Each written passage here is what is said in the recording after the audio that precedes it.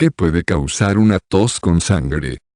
La tos con sangre ocurre cuando la tos de un individuo produce moco teñido con sangre rosada o roja.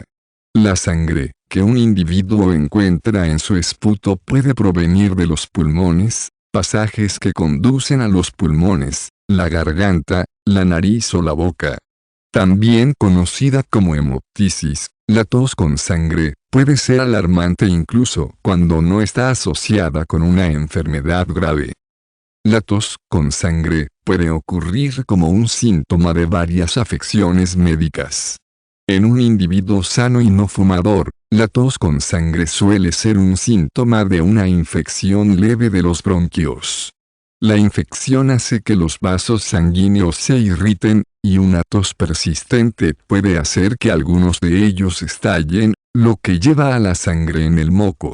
Sin embargo, en una persona con antecedentes de tabaquismo, toser sangre puede indicar una afección más grave, como enfermedad pulmonar obstructiva crónica o cáncer de pulmón. Una tos con sangre también puede estar asociada con tuberculosis, tumores benignos del pulmón o insuficiencia cardíaca congestiva.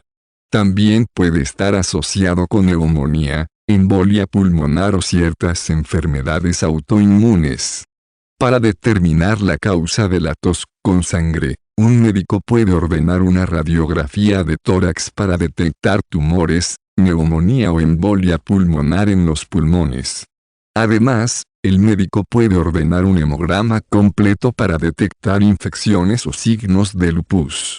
Para diagnosticar la insuficiencia cardíaca congestiva, el médico puede observar los resultados de los análisis de sangre, realizar una ecografía del corazón o realizar un electrocardiograma.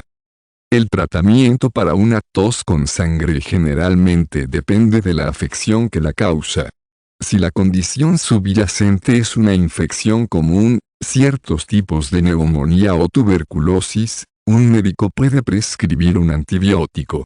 Si un tumor en el pulmón está causando la hemoptisis, o si la causa es una insuficiencia cardíaca congestiva, podría ser necesaria una cirugía. Las enfermedades autoinmunes pueden tratarse con transfusiones de sangre o suplementos vitamínicos, y las embolias pulmonares generalmente se tratan con anticoagulantes o medicamentos para disolver coágulos.